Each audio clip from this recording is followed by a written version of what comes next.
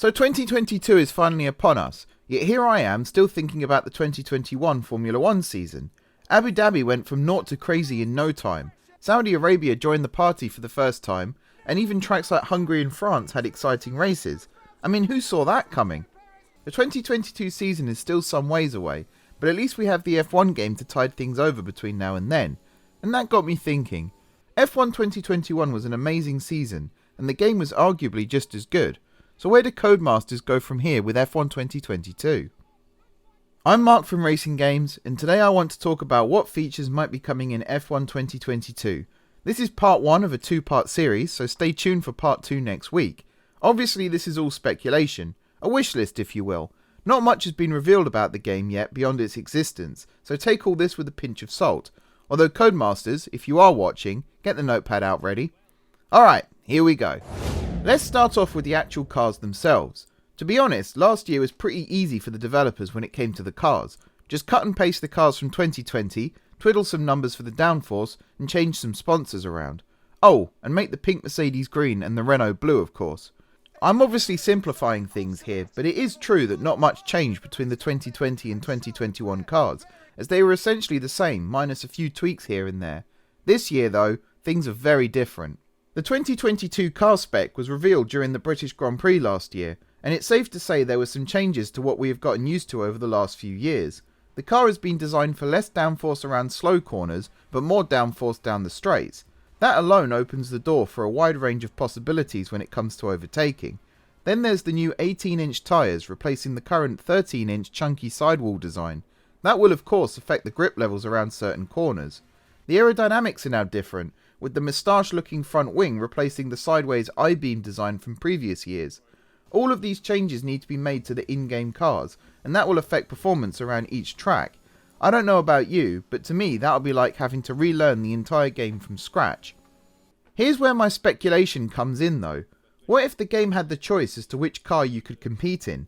Let's say the realism players like myself wanted to race around in the new 2022 car. Let's do it. But what about those who don't quite want to say goodbye to the old generation just yet? Well, why not keep the 2021 car in the game and let them race in that instead? Personally, I wouldn't have this setting available for career mode or my team, but for online racing or Grand Prix, it'll be interesting to have new versus new, old versus old, and maybe even old versus new in multiplayer lobbies. The AI drivers from 2021 could be used, as they have already been trained on how to drive the old 2021 cars. Wait, better yet, why not go the route of F1 2020 by bringing back the classic F1 cars too and adding them into the mix? But let's have the actual F1 drivers in the cockpit this time please Codies, not some generic names no one can remember. Imagine for a moment lining up on the start line at Monza with the 2022 Ferrari alongside the Ferrari SF21, then out of nowhere the F2004 roars past them both and away you go. Maybe I'm getting carried away here, but I mean come on, how cool would that be? In my opinion, this would make more sense as DLC, either through free updates during the game's lifespan, or even as paid expansion packs. I can picture cars being bundled up by manufacturer, or even by year, and personally, I'm not against that. This way, it would be the player's choice whether to add them to their game or not, with no obligation to do so. Maybe these cars can also be bundled with livery designs too, that can then be carried over to the 2022 cars. Now that would be cool as well. There are a lot of possibilities here, but sadly we don't have time to talk about them all today, so let's move on to the tracks instead. F1 2021 was not the most accurate when it came to the circuits and circuit order. Now before everyone jumps on Codemasters for that, just remember there's a worldwide pandemic going on right now, and races were moved around a lot, and I mean a lot. We lost Australia, Canada, Singapore and Japan.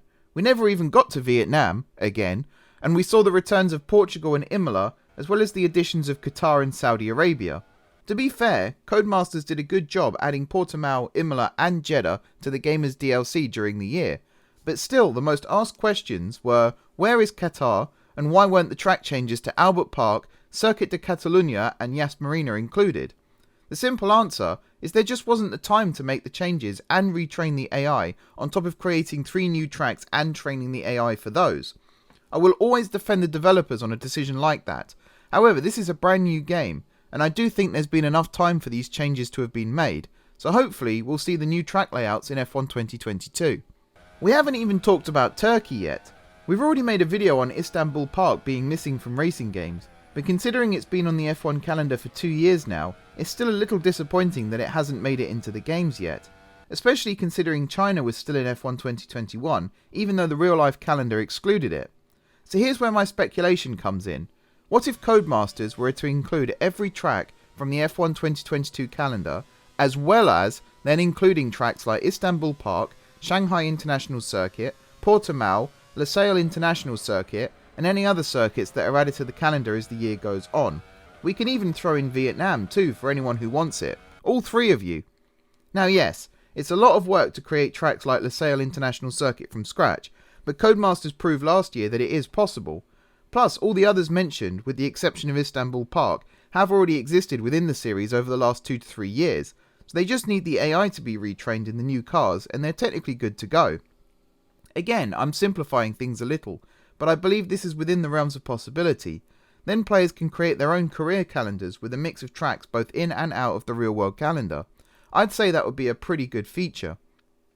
Like with the cars, I wouldn't mind if bonus tracks came in the form of DLC. If additional tracks are added to the real world calendar during the season, and Codemasters are able to get them in the game this year, then I'd be happy to pay a little extra for it. The same goes for the other additional tracks I've mentioned. Bundle them up into a neat little DLC, and I'll definitely buy them. I get that not everyone would be happy about that, but at the end of the day, extra work will have gone into making these tracks, so why shouldn't Codemasters charge for it to cover their costs? If they're willing to listen to the community as well by adding popular tracks, all the more reason for people to be happy paying extra. On that subject, Mugello would also be a great addition to the game. The Tuscan Grand Prix in 2020 was one of the most chaotic races I've ever seen, and the track played a big part in the action. A circuit normally used for MotoGP and feeder series, hosting an F1 race was always going to raise eyebrows, but it definitely delivered.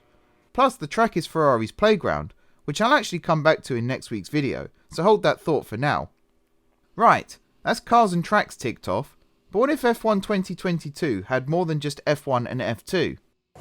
F2 has been in F1 for the last few games, with F1 2019 introducing a career mode featuring F2, as well as being the debut of the man you'd love to punch, Devin Butler. F2 has remained in the series ever since, with F1 2021 having a major update last month that brought last year's drivers and cars into the game. But what if Codemasters went one step further and added the F3 championship to the game too? Or even better, what if Formula E was also added? Or even more better, if the W series was added too?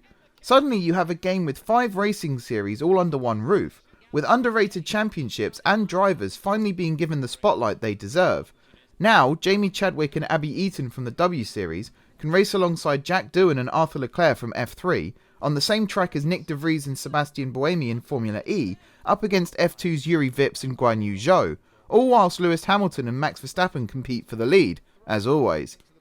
There might be some licensing issues with this idea, as well as trying to get all the cars in if Codemasters choose to go that way, but to have a single game covering all these series would be a huge gain for the smaller championships without compromising F1 and F2. I'm not saying each championship needs its own career mode necessarily, but to be able to race as any of these drivers in any of their cars would definitely be something I'd be interested in doing. Oh, and you've probably guessed this already by now, but yes, I do think this would also work well as DLC, although this time I do think it would be better off as free additional content, just like the F2 2021 season was last year. Maybe release each series in stages throughout the year, either to coincide with their season finales, or just to cut down on the workload during the season. Okay, so now we have the cars, tracks and drivers sussed, but I've run out of time for this video.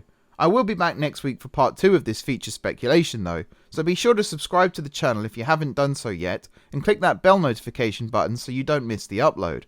For now though, thanks for watching. I've been Mark from Racing Games, please hit the like button if you enjoyed the video, and now I'm off to study every F1 car from the last 30 years. Just in case, right? I mean, you've got to be prepared for any scenario when it comes to racing.